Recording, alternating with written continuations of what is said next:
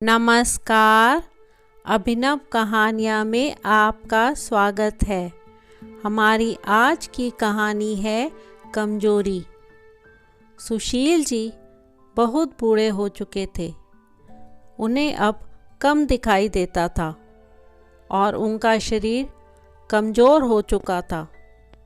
अपनी बची हुई ज़िंदगी अपने बेटे के साथ बिता सकें, इसलिए वह गांव से शहर में आ गए ताकि शहर में रह रहे अपने बेटे के साथ रह सकें। बेटा मयंक दिल्ली में एक छोटे फ्लैट में रहता था।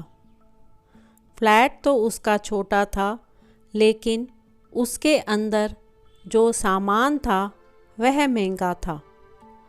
उस फ्लैट में मयंक, उसकी पत्नी मधु और उनका एक 5 साल का बेटा अंश रहता था। सुशील जी के आने से उनके परिवार का एक सदस्य और बढ़ गया। ये पूरा परिवार रोज़ सुबह शाम डाइनिंग टेबल पर साथ में खाना खाया करता। सुशील जी अपनी कमजोरी के कारण हमेशा खाने की चीज़ें नीचे गिराते रहते और कई बार कांच के बर्तन भी टूट जाया करते थे।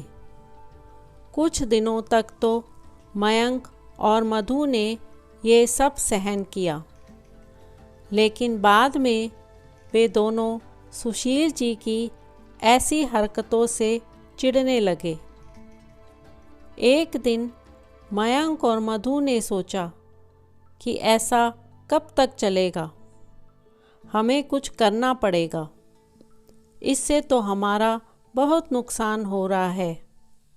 अगले दिन मयंक कहीं से एक पुराना मेज लेकर आया और घर के एक कोने में उसे लगा दिया और उसने सुशील जी से कहा, आप यहीं बैठकर खाना खा लिया कीजिएगा।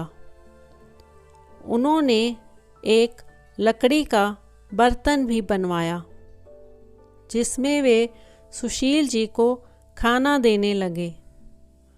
अब जब भी खाने का समय होता तो सुशील जी परिवार से दूर एक कोने में बैठकर खाना खाते और बाकी का परिवार डाइनिंग टेबल पर खाना खाता। डाइनिंग टेबल पर बैठे बैठे मयंक और मधु कभी कभी सुशील जी की तरफ देख लिया करते। सुशील जी की आंखों में उन्हें आंसू भी नज़र आते, मगर उन पर जैसे कोई असर ही नहीं होता।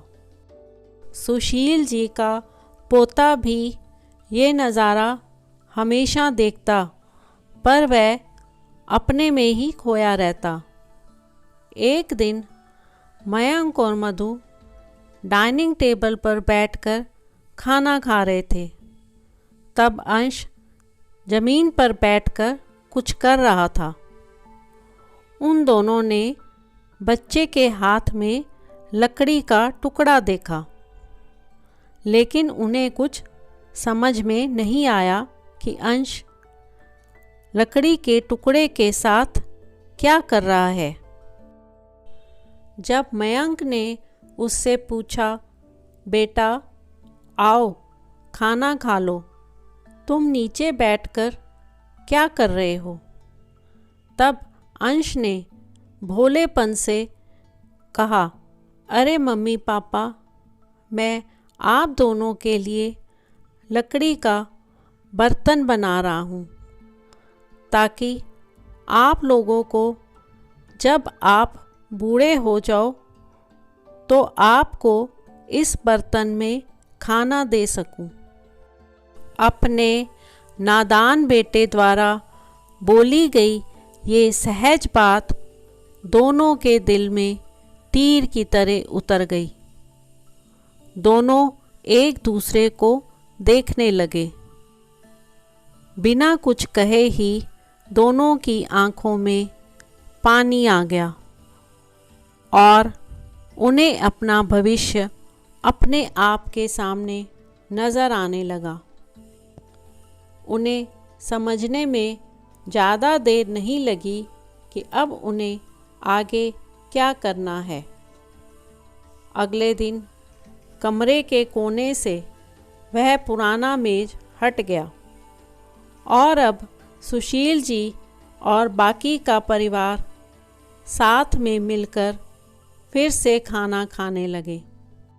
सुशील जी की कमजोरी की वजह से हो रही गलतियां अब किसी को नहीं चिढ़ाती थीं। तो दोस्तों, आपको आज की कहानी कैसी लगी? लाइक और कमेंट करके ज़रूर बताएं और चैनल को सब्सक्राइब करना बिल्कुल ना भूलें। तो मिलते हैं एक नई कहानी के साथ। बहुत बहुत धन्यवाद।